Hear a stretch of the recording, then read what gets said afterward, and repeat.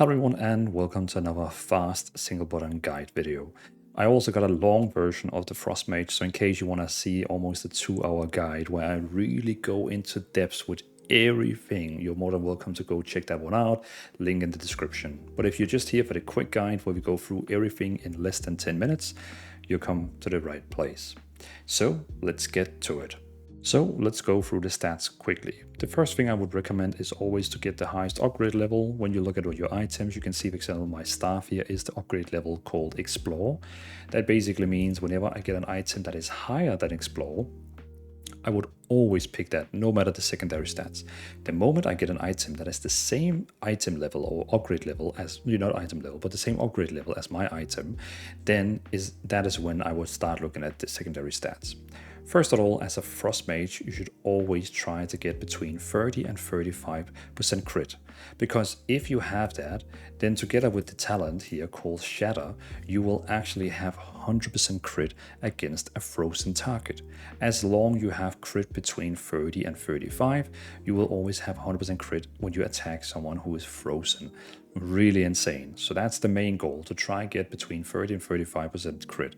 After that, you should be dumping everything into haste. The more haste, the better. Just tons of haste, like no cap, just go full haste. So try to get between 30 and 35 crit, then go full in on haste, just tons of haste.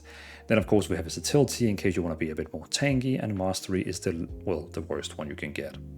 Then when it comes to talents, we have two different talents. We have a dungeon talent and we have a raid talent. Dungeon talent is very focused on dealing multiple damage to a lot of trash mobs, and basically it's the best spec for using when you are dunging, delves, or questing or leveling, because you're gonna just be able to kill so many mobs at the same time and deal insane amount of damage. Also, we have this one here where Cold Snap is resetting the cooldown of our Comet Storm and Frozen Orb, which is insane for dungeons.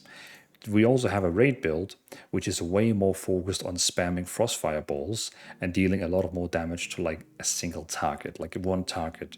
So the raid build is the one you're going to use for raids, basically just raids. And then you have the dungeon build, which you should be using for anything else where there's more than 1 or 2 mobs. So raid build is 1-2 mobs, and dungeon build is +3 mobs. So I would again say use the dungeon build for anything, but the raid build should be just for usually raids. But we are using the Frostfire build here, which is currently the meta. I mean, I wouldn't recommend playing Spellslinger as it is right now. So use Frostfire. It's really great with the single button rotation because everything is just passively. Everything is just works so well with the entire rotation. So yeah, this would be the dungeon build and the raid build. And we are very happy for using the Frostfire build.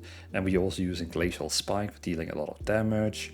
And we have Coldest Snap using in the dungeon build where actually Cone of Cold is reducing or resetting the cooldown on Comet Storm and Comet Storm and Frozen Orb. Then we have the rotation. So basically the rotation is a bit close when it comes to the raid build and the dungeon build, but also a little bit not. In the dungeon build, basically what you're going to be doing is you're going to be using your single button assistant button 3 times. It's going to be casting first, it's going to be casting Frozen Orb, instant cast Blizzard because of the talent we have here called Freezing Rain. So it's going to be casting first Frozen Orb, instant cast Blizzard, and then it's going to be casting Comet Storm. After those 3 spells, it actually wants to use Shifting Power, but that's why you say no, don't do that yet. Then you're going to be using Cone of Cold in case there is more than 3 targets. If there is 3 or more targets, Cone of Cold is going to reset the cooldown on those 2 spells. Well, 2 of those spells you just casted are going to reset the cooldown of Comet Storm and Frozen Orb. So it's going to look like this. 1, 1, and 1. Now you use Cone of Cold.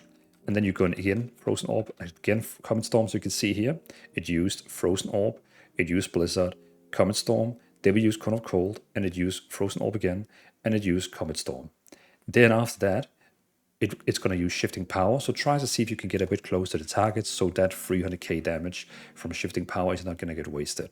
And Shifting Power, what it basically does, it's going to reduce the cooldown of all your spells by 12 seconds, which is, I mean, not bad. And then after that, you're just gonna be spamming 1, 1, 1, 1, 1. That's the entire rotation. And then you can use Cone of Cold whenever it's ready again, and there's free targets. Like you need to have 3 mobs before it actually resets the cooldown on your target.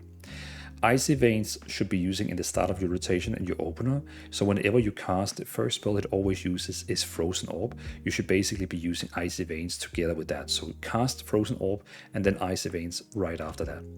The raid build is literally the same. It's almost the same. We just don't use Cone of Cold. Of course, if there's more than 3 mobs, you could use Cone of Cold because it still deals like okay damage, like 100k to each of them.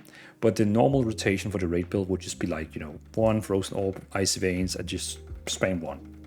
So you use 1 to spam your 1 rotation, then you use 2 to use your best cooldown Icy Veins, and then you just spam 1, 1, 1, 1, 1, 1, 1, 1, 1. That's the rotation. That's literally the rotation. Then of course we have in the raid build, we have Ice Barrier, which is a shield you should try to keep up all the time because it's going to help you survive. We also got Mirror Image, which is another spell that helps you survive. It's not a damage spell, it's like a survival spell. We also got Greater Invisibility, which removes all the threat from you. We also got Ice Cold, which is reducing all damage by 70%, and it heals you for 50% of your health.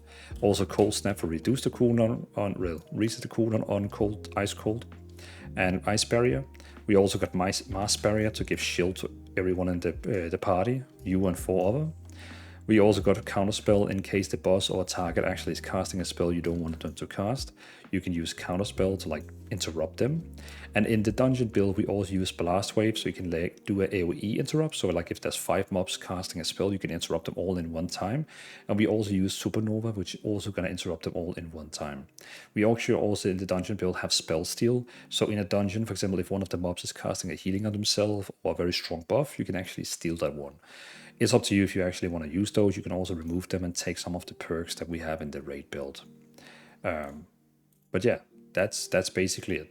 So thanks for watching my very quick guide on Frost Mage. Again, in case you want to have way more information than this guide provided you, you can watch my very long Frost Mage guide for single button system, or you can enjoy what you had here. All my talents, UI, macros, everything is on my Discord. We basically use a macro here called no channeling shifting power single button assistant, so that our single button assistant doesn't interrupt our shifting power when it actually casts it, or else if you just press 1, 1, 1, 1, 1, it would actually interrupt shifting power, which we don't want it to do. So just the tips.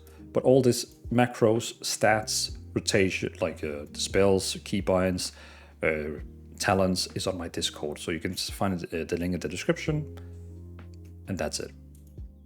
Thanks for watching, and I'll see you in the next guide.